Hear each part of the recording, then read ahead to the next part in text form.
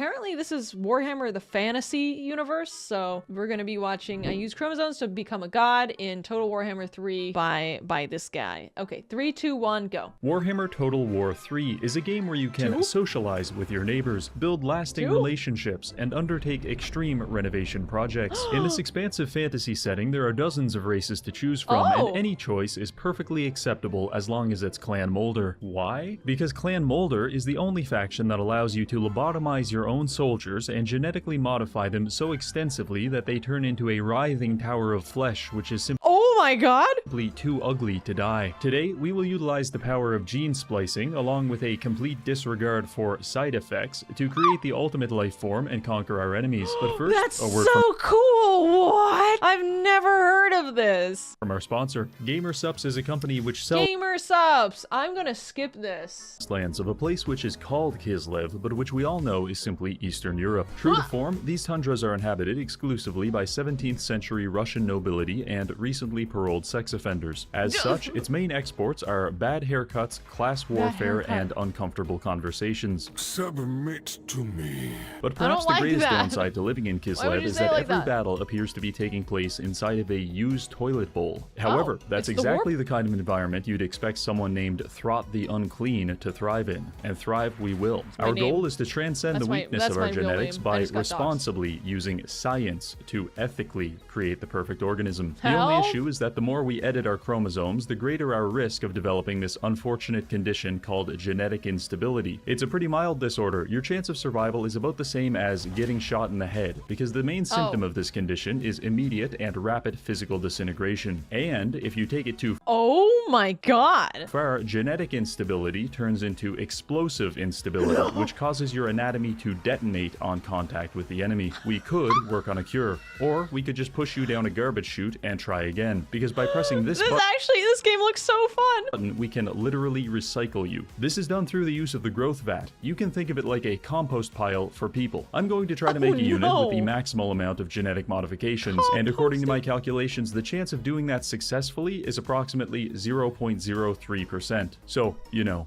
we're going to be doing a lot of recycling. But before we Oh can my spit in the God. face of statisticians everywhere, we need a plan to expand our empire. And when it comes to plans, there's nothing a rat loves more than a little cheese. The first step is to I go love south cheese. and capture this settlement. We engaged in a close battle, I but thanks could to go my for some tactical cheese. brilliance, I managed to kill almost everyone in my army on turn 1. By Skaven standards, this How? is considered very impressive. Following this, How? we spent 5 turns converting the entire population of Fort Stragov directly into How did food. you do The that? legality of this maneuver is up for debate, but when you physically consume the victim, witnesses, Help. and all evidence of a crime, I think you're in the clear. It's around this time a man Guys, if I get rid of the crime scene, the crime didn't happen. displaying every known symptom of the bubonic plague Hello? will declare war on you. But you can ignore that and instead focus on speedrunning homelessness What is by this? traveling to your capital city, demolishing it, and resettling it on the next turn, using all of your stockpiled food to rebuild it at level 4. Now I know you're thinking, Oh. but Reggie, won't your population enter a profound state of starvation since you've used your entire food supply on a fancy building? The answer is yes, but also, I don't care, because by turn 10, we will have access to late game units such as rat hydras, and we're going to need them because Sarina just declared war on us, and after I'm assuming that having no food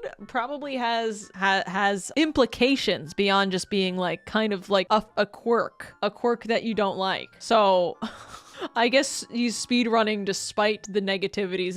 It pays off. After carefully inspecting this balance of power, I've concluded that to be very everything's concerning. So Yeah, I what wish we're I going to understood do more. is isolate ourselves inside Hell Pit for 5 turns looks and awesome. re-emerge with a slightly unfair army. As I waited out the turns, I began to grow worried because we were quickly becoming surrounded by a horde of angry Russian gopniks who wanted nothing more than to redistribute my wealth. Maybe spending the first 10 turns killing my own army, demolishing my capital city, and starving my population wasn't such a good idea. Speaking of bad ideas, Why? Sarina decided to channel the spirit of communism by death marching her army straight into my capital city 3 times in a row. Normally, this battle would be somewhat challenging. However, my tier 4 garrison is actually better than either of our armies, so it was fairly easy. Enjoy this moment while it lasts, because it will probably be the only time we achieve anything other than a Pyrrhic victory in this entire campaign. I with love the Ice these Queen rats. fended They're off, so we emerged good. from our chrysalis, now armed with catapults, flamethrowers, Warriors, and plenty of these bad boys. They might not Is look that a like much, naked but with a Morat? little genetic modification, we can give them the cellular instability perk. If you're having trouble killing any given unit, simply activate this ability and you'll find the fight a lot easier when your enemy is missing most of their limbs. With the You can just explode? power of quadruped suicide bombers, we Your were most able to played game? expand Oh my outward, even God. completing this quest battle and acquiring Gorich, a unique hero who is 12 parts anabolic steroid to 1 part everything else. I don't think I can properly Hello. explain just how violently this man would kill you, but if Oh. you can imagine being pulled apart by meat hooks, then you're on the right track. After a few more turns, we managed to gain some territory, wanna die. but we were in a difficult situation. To our left was the spokesperson for radiation poisoning, and to our right was an AI doing their best impression of Joseph Stalin. So I bought some cannons for the Second Army Get and outta sent it to here. defend the Western Front. Meanwhile, Throt engaged in various battles to the south, including this one, which was not fun, because despite having access to several powerful units, there is a resource which is fundamentally inaccessible to us, and that resource is leadership. In fact, every Skaven battle has 2 distinct phases. Phase 1, where you actually play the game, and Phase 2, where you spend 90% of your time scanning the periphery of the map in an attempt to stop your units from deserting you at the slightest conceivable inconvenience. Compounding this issue is the fact that Kizlev units are objectively monotonous to fight against, because each and every one of them is experiencing a crippling identity crisis where they can't decide if they want to Hybrid. crush you with a mace or shoot you in the neck with a flintlock pistol. I guess if you don't know how to play, you can just play any way you want. This makes them supremely unsatisfying to interact with because it feels like every unit just does the same thing. If we liken a Hold on, diverse guys. I just realized I had bad desktop audio sync on, so if that was a little desynced, I'm sorry. If we liken a diverse army, such as this, to a delicious and well-decorated cake Ooh. with various flavors, then the Kizlev army Delicious. is that same cake after it has been beaten with a sledgehammer to the point of becoming a homogeneous sludge. Seemingly, the only waste. units that don't struggle with this Seem brand of fine, okay. dysphoria are the polar bears that will inevitably flank you and rip out your carotid artery, which is Why a are nice there polar touch, but I bears? just wish that having a large mammal violently nice chew touch. through my neck veins wasn't considered the highlight of my day. So to conclude my unsolicited review of the Kizlev race, I give them a 1 out of 10. Regardless, winning these battles put us in a very strong I don't like their position because hairstyles. we're now within striking distance of the capital city of all of these godless sodomites. They Soon, will be gone. Ratkind will prevail. However, things weren't going So this is like Civ if you just decided to always fight, basically. This is like Civ if you set all the AI to just murder. so good on the Western Front. Leukemia Man decided to attack my second army. The I have that auto-resolve book. thinks we're going to lose, but when you're playing Skaven, the accuracy of auto-resolve is about on par with the accuracy of a schizophrenic Actual witch RTS. doctor who is Oh, covered in chicken actual blood, so I RTS. thought I could take him. But I was horribly wrong. Because after approximately 3 minutes of fighting, my Skaven slaves were being violently domesticated, Slaves, get your ass back here! my cannons had been flanked by snow Why are they leopards, being and my domesticated? archers were doing this.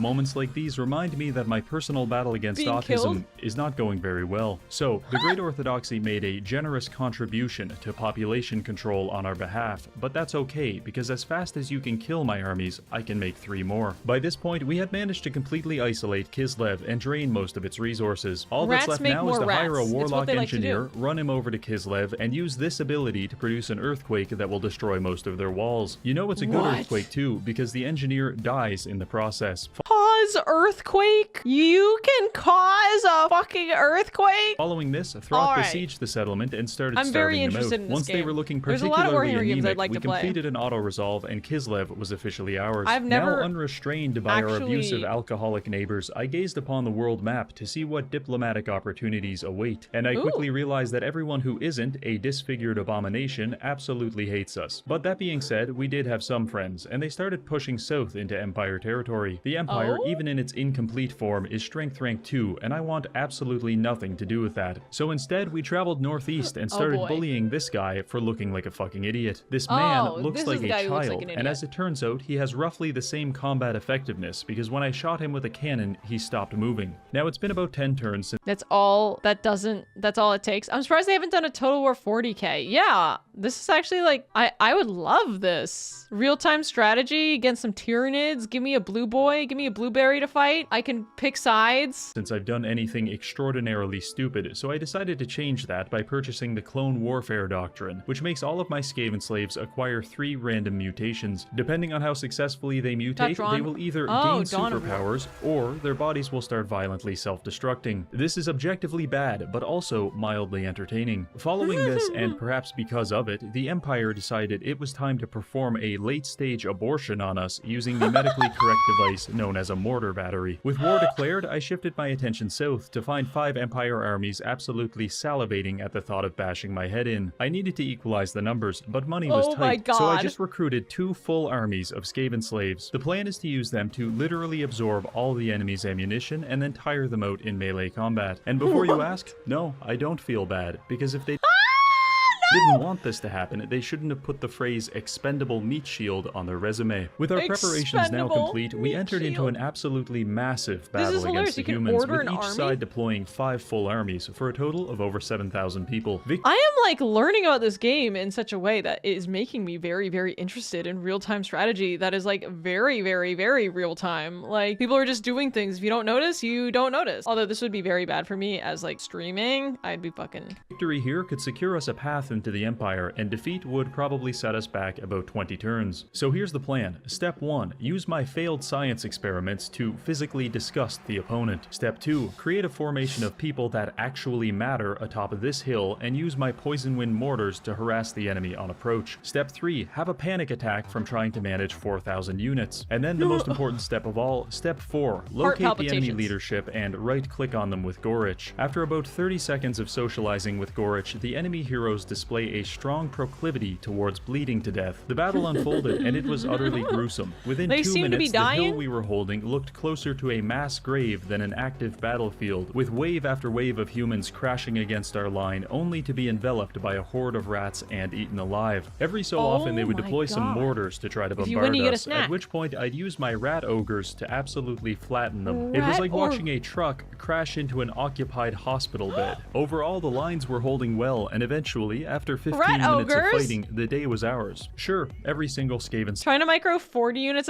at the same time can be a pain. Oh yeah, because you just can't. You can't like delegate, you just have to slave died. Them. But most of them were so terminally ill that this whole thing could probably be considered an elaborate form of euthanasia. The combined casualties came out to about 4,000, which caused the Empire to drop from rank 2 to 17, and we went from rank 14 to 45. Real nice. Definitely feel like a winner now. In the wake of this battle, Throt was able to plow deep into Empire territory, expanding our borders like an errant stream of piss. This caused just about every human in existence to declare war on me. If I focused my entire military in this region, I might be able to hold the lines, but the issue was that this deranged proto-human was still alive and destroying my settlements to the north. I redirected 2 armies to deal with him and eventually managed to trick him into leaving his capital city, which I then attacked. If we use the auto-battler, we'll probably lose, and that's because using the auto-battler is a lot like smoking crystal meth out of the barrel of a loaded shotgun. It's convenient and exciting, but sometimes just not worth the risk. So we did this fight manually and absolutely decimated his garrison with our mortar teams. This was basically a death blow to his empire, and I found killing him so personally satisfying that I saved the replay so I could cherish and relive this moment forever. So let's regroup here. Our objective is to create the perfect life form, and I've tried. In fact, we're on the 11th generation of test subjects. However, it's hard to justify spending valuable resources on a project with a 99% chance of giving my soldiers brain damage. So until we defeat the Empire, we're going... Wait, if I'm not mistaken, he can just win without doing any of this. He seems to be doing pretty good without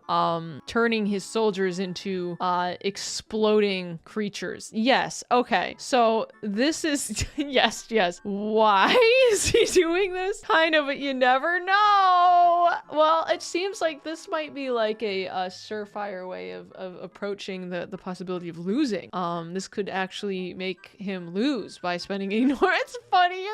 99% is a few hundred times better than. Oh, so a lot of the Skaven experience are just really, it's lore friendly. It's Skaven adjacent. All right, fine. Point to focus on just creating good soldiers rather than trying to brute force a perfect one. For example, I worked out a rat ogre build where I replace all of their skin with mammoth hide, replace their blood with high octane gasoline, and force them to ingest a parasitic worm that causes them to become undead. This, along with a few other minor procedures, effectively turns them into unstoppable killing machines. With the Russians now defeated, we can focus these monsters entirely on the humans. The campaign was going pretty well, and the whole experience reminded me why I love playing Skaven. The ridiculous contraptions and absurd strategies make you feel like a cartoon character, but with gore turned on. Not only is it possible for you to slowly flatten an elderly woman using a mobilized bell you dislodged from a nearby clock tower, it's actually one of the more normal things you can do. So needless to say, the Empire was feeling the pressure. So much so that they ended up calling in their friends for help. And what fearsome allies did Carl rally against me? Well, a fucking tree and a short guy. I don't think Carl has many friends, and he's about to have even less because his barely animate companion just ran headfirst into an army of flamethrowers. Meanwhile, the dwarves actually killed one of my armies, which is really unfortunate for them because now I have to introduce them to Rodney. With most units,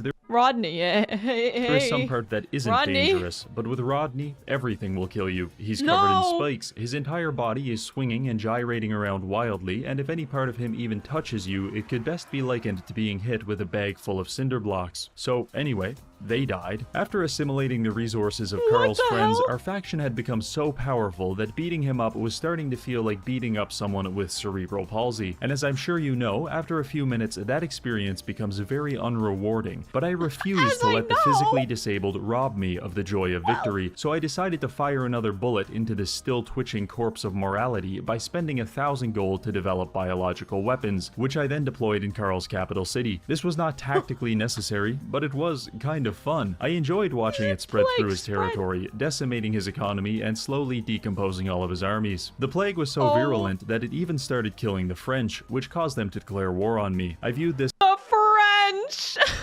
I think the French got their own plague. You can't give him credit. I think the French did that themselves. This is the fact that you can just make— he is just toying with his food right now. He is just saying, you know what? I want a little bit of plague. I think we're having a good day. We're up ahead. Let's just, as a treat, we'll do plague. This as a win-win scenario. I had fun watching Carl writhe around on the ground like some kind of dying centipede, but I decided it was time to put him out of his misery. I went to Altdorf, sacked it for 30,000 gold, and then settled it as a level 1 Skaven city. That's a pretty humiliating way to lose your capital city, and I wouldn't be surprised to see a notification about Karl Franz dying of a drug overdose on the next turn. With the old world now under our control, I began pumping my soldiers full of mutagens, hoping that even one of them would transform into something other than a burden to society. The next 20 turns consisted of slaughtering the French, growing new monsters— Not the burden to society! —a petri dish, and having a member of the Chinese mafia try to extort me for 3,000 gold. I said no, he said I'll kill you, and then I pointed out he's 3,000 miles away, checkmate Jackie Chan. Just to prove a point, I also decided to ambush one of his trade caravans, which was carrying 11,000 gold. I know the sight of me grabbing a civilian's head—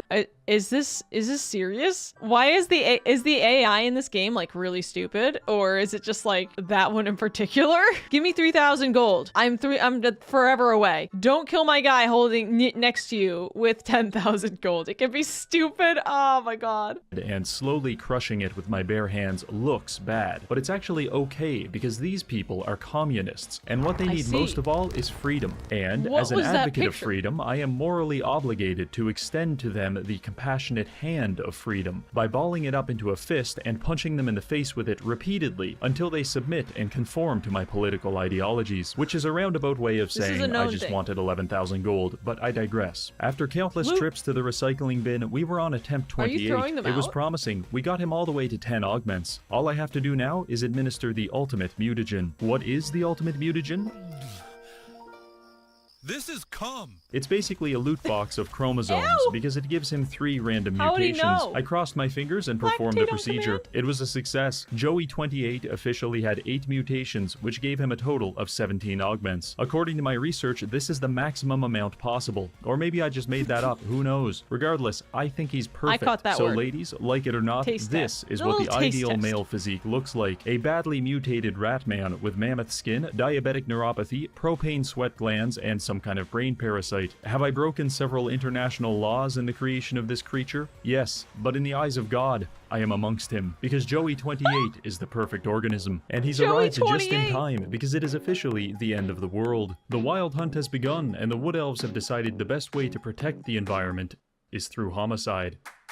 2 sets of wood elf armies spawned at the enchanted forests in my territory. They look pretty formidable, but I know a thing or two about wood elves. You have to avoid fighting them on their home turf. In fact, fighting wood elves is a lot like fighting children. You can't just rush into the kindergarten winging haymakers. It's not tactical, it lacks nuance. In my experience, you'll find a lot more success luring them into the parking lot where you can ambush them with your friends. So that's exactly what we did to the wood elves. I had a few armies wait for them to leave the forests, at which point we cleaned them up in a nice open field where they couldn't pull too many of their tricks. This whole wild hunt thing isn't so bad, I thought out loud. Well, Not imagine the my surprise when, on the next turn, trampling I them. found a conga line of war criminals making their way into my territory. Yeah, that's like 10 armies, with more being pumped out from these forests every turn. I mobilized my forces, but in the meantime, the wood elves were destroying pretty much everything south of this line. I don't know what fascist dictator is responsible for this, but How I did he- really don't like this I feel like this guy has fallen so far behind. I can't tell how he's winning or if he's not. version Or of the wood elves. have a Fortunately, the old dragon? world has a high concentration of castles, which slowed them down, and after a few turns, my armies began sweeping through the war-torn regions. I was engaging them in 2 to 3 battles per turn, and Throt was doing fine, but my weaker armies were being devoured alive by the feral elves. Thankfully, I did some experimenting and found that the wood elves are surprisingly vulnerable to having a cask of acid smashed over their head, and that's very good news for us. I had my armies outfitted This with is some really of good these mortar information. teams, and we started making some real progress. Additionally, I had some allies This in the music area is that so, were able like, to defend funky. the Eastern Front. This was quite helpful, but perhaps the biggest break was this random event. It increased our chances of ambushing the elves, which allows us to position our armies like this, and their army assumes the position of a man who is about to receive a violent prostate exam. All I can say is that this was an extremely cathartic experience. From here, my military philosophy is as follows. I have